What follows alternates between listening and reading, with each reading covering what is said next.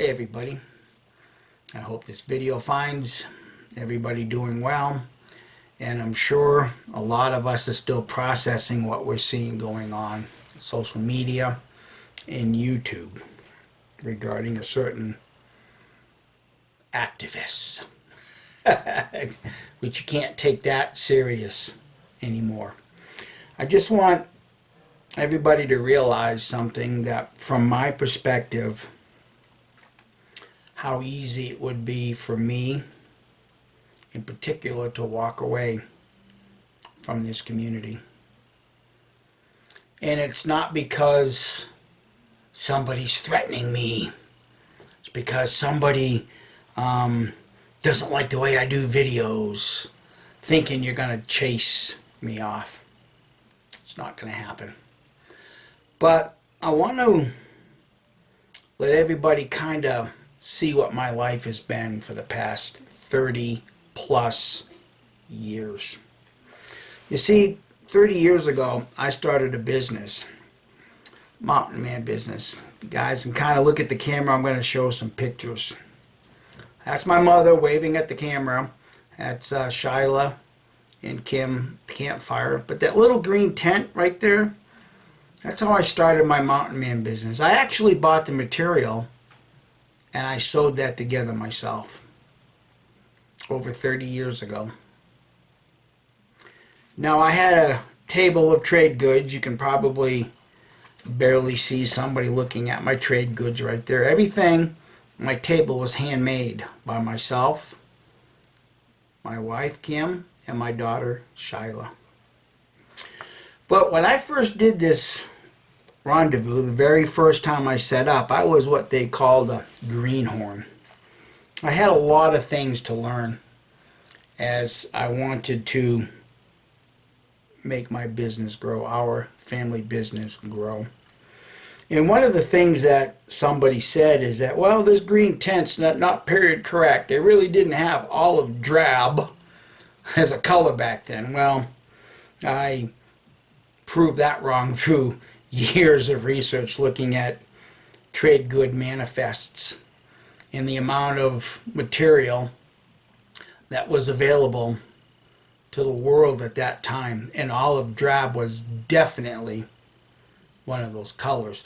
But in order to try to fit into this community of mountain men traders, they said, well, you got to really have a white tent because a white tent's more period correct. Well, I didn't have the money at the time to buy a tent, so I come up with the brilliant idea of taking that green tent, filling a tub full of water and putting some bleach, and hoping to bleach out some of the green, and hopefully it would be white. Well, it didn't happen. It ended up yellow.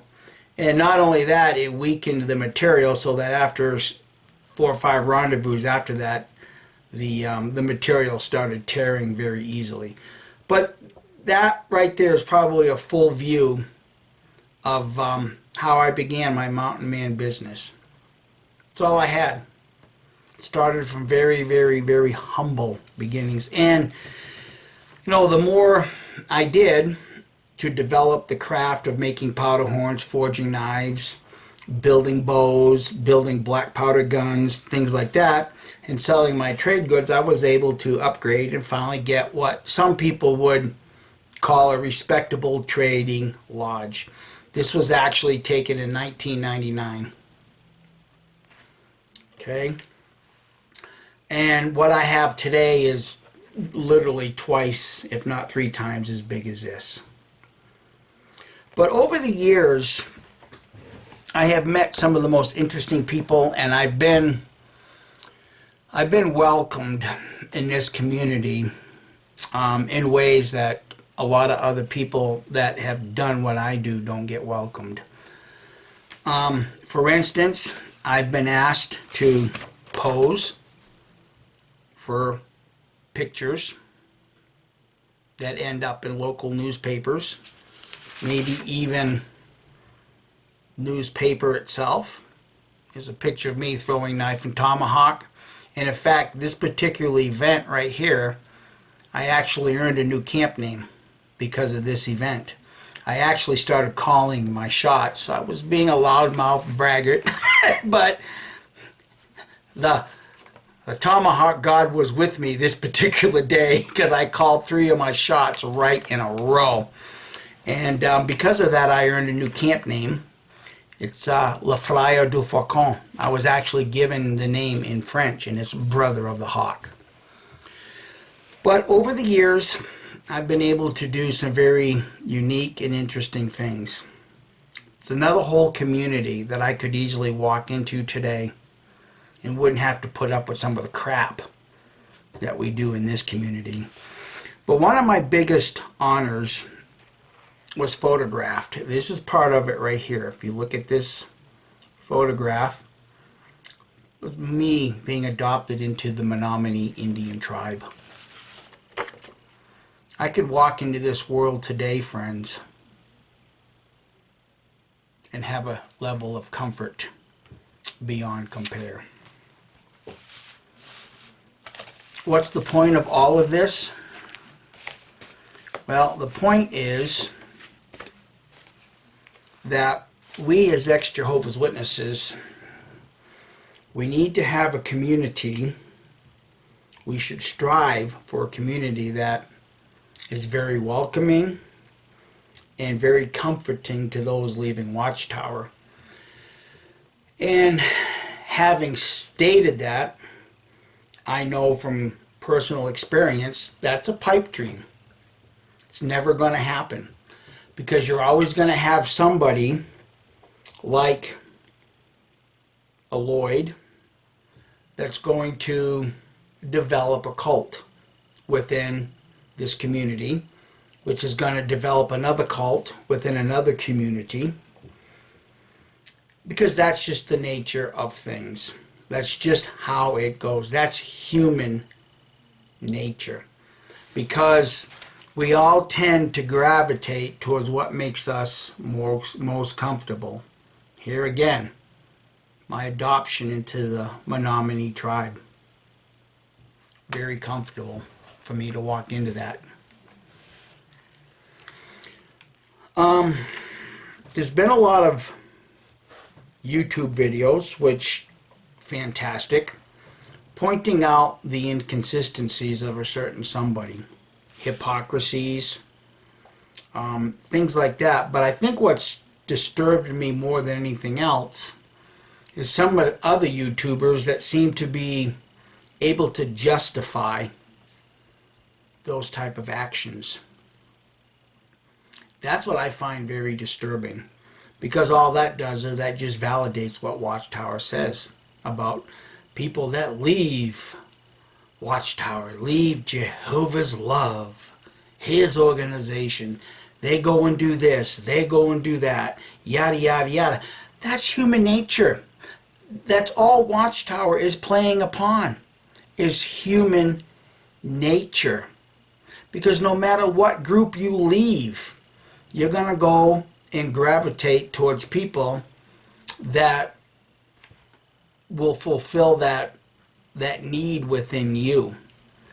But the hypocrisy comes in when you sit in front of your cameras trying to explain to others the bad behavior of an organization such as Watchtower while you yourself are doing it. That's living a double life. And this isn't anything to make light of, because there are people in this community that have been victimized by such actions, by such behavior. And to make light of that, per se, by saying it's none of anybody's business, well, ask Candace Conte how old she was. She's a grown-up woman now, but do you think that those nightmares leave her? Do you think when somebody is taking a trip or a vacation to a foreign land to sample the local cuisine, that somebody like Candace Conte, Debbie McDaniel, those people that have written books and publicly put out there their abuse, do you think that it gives them women nightmares? It's really amazing to me friends, how many ex-Jehovah Witness YouTubers, women in particular, are not shouting this down, what that man has done? Do you guys have any clue why Kim and I have to unplug our telephone about 8 o'clock at night? Do you know how many phone calls we get from distraught Jehovah's Witnesses, ex-JWs? Do you know how many phone calls I've gotten from men, ex-elders, that are crying because of the harm that they've been part of? If you friends got what Kim and I got, you'd see this whole thing in a much, much, much more serious context.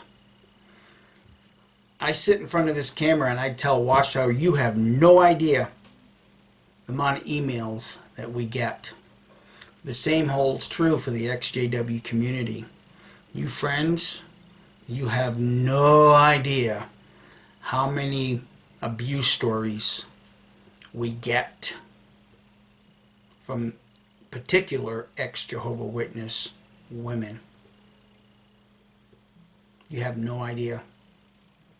This is why I take this so serious. What that guy's done and is going to continue to do.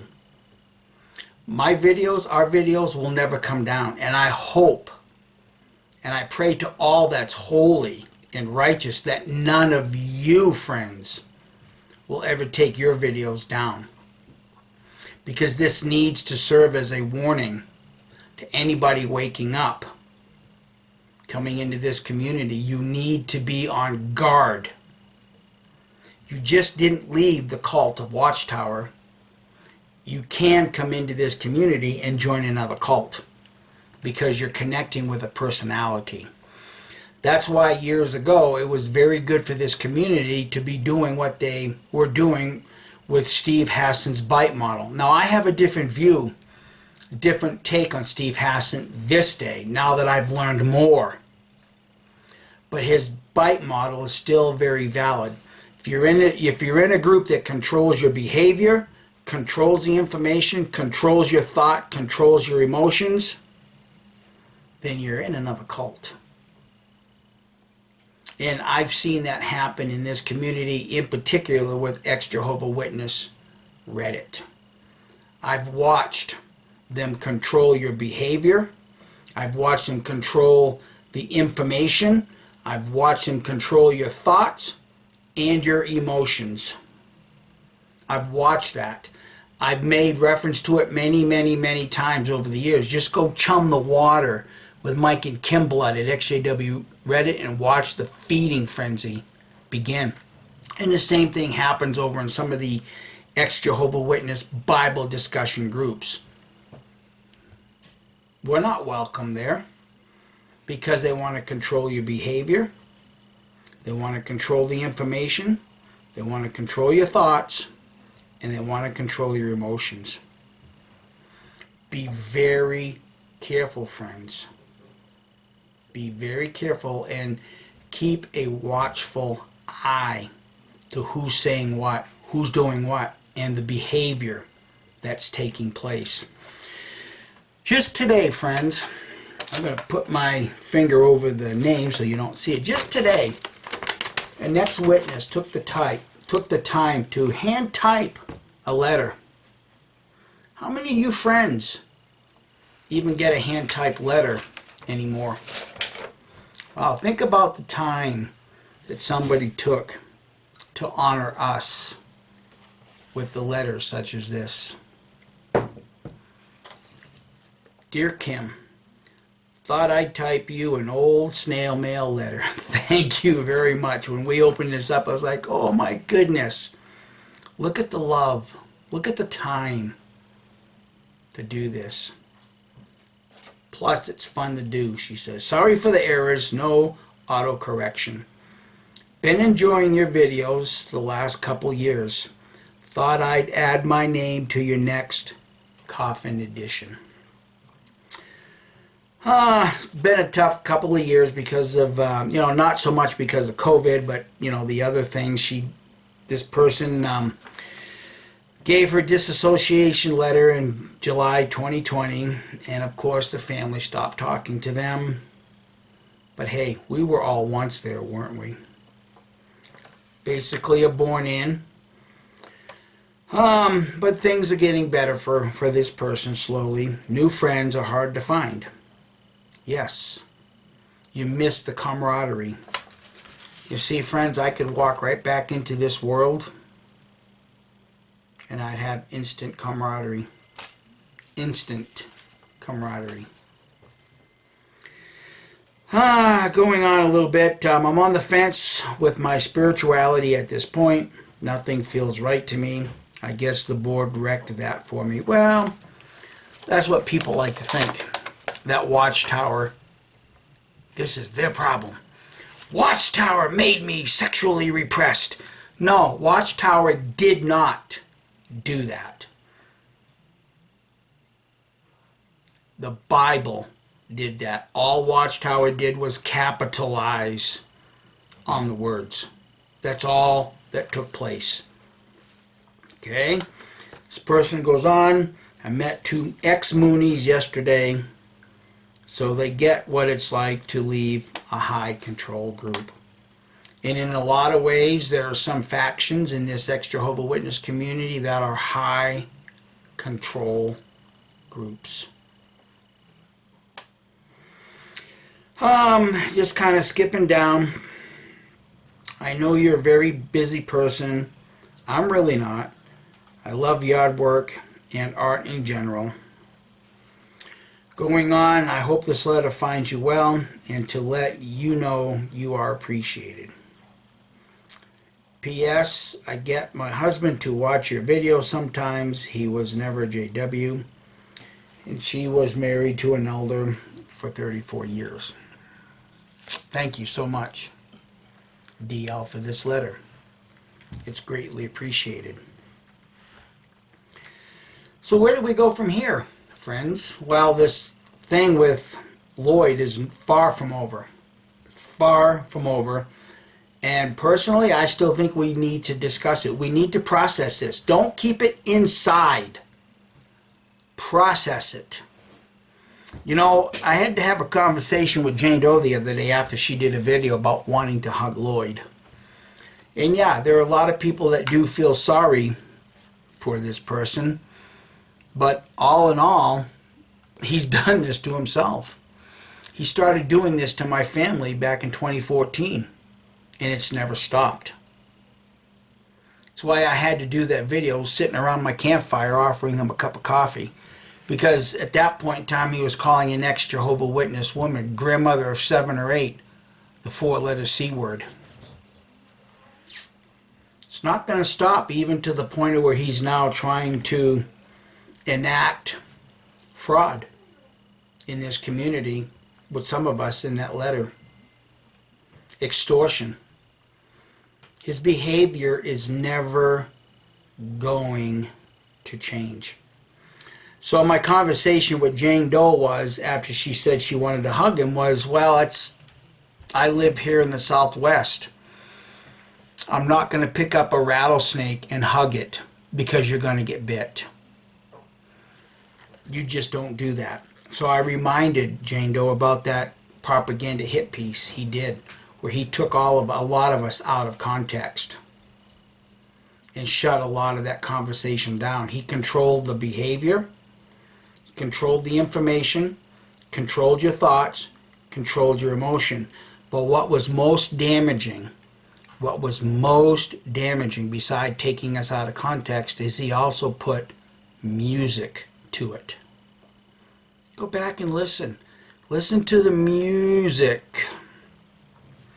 You can't even barely watch a commercial on TV without there being music to it.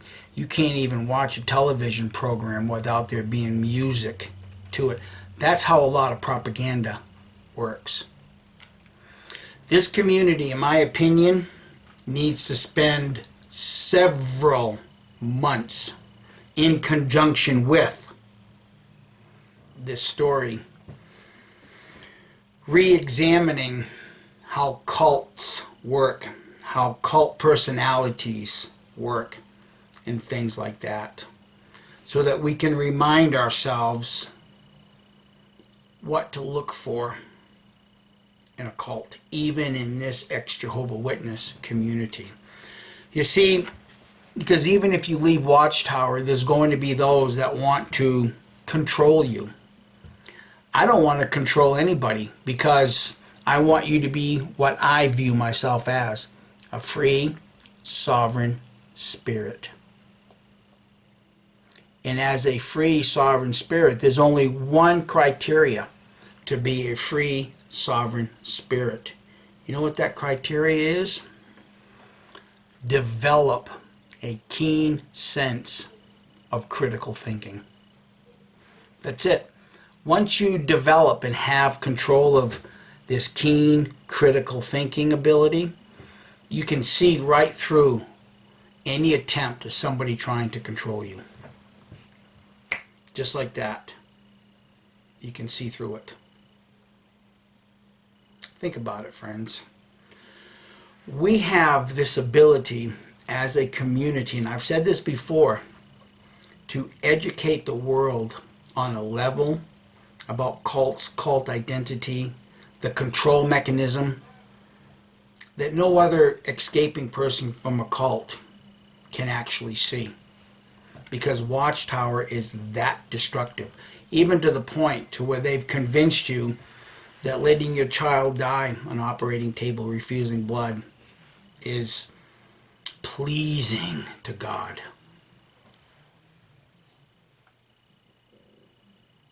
It's disturbing. It really, really is disturbing. So I hope a lot of you friends can kind of get where I'm coming from. I know I seem like I'm all over the place, but I'm still trying to process stuff too, especially when I look back and think that I can walk into another world tomorrow and I wouldn't really miss what we have here. I really wouldn't miss it, friends, because I have another life that I can easily walk right into today. There's not one weekend in this country, the United States, that does not have a Mountain Man rendezvous that I could go to. Not one weekend, bar none. Christmas, New Year's, they're everywhere. Of course, I got to look for them now because of the whole COVID thing, but they are coming back. And I could very easily, very, very easily make a whole load of videos that surround the Mountain Man lifestyle and build a channel on that. Probably wouldn't have half the headaches that we get here. So I hope you friends can kind of process this, take a look at the value of what's really in front of you, and learn to value that at a much higher level. Because those that think that your money is going towards somebody to help bring down a cult like Watchtower, well, you're almost as delusional as the person telling you that. It really is, because there's only going to be one way to bring down Watchtower, and that's educating lawyers. It's educating lawyers first, and second, educating your congressman. But this day and age, that's probably an exercise not worth doing, because some of those congressmen are writing the very laws that Watchtower is using to get away with CSA. These are the same very people writing the laws that are harming society. Friends, have a good day, and thanks for watching. Bye.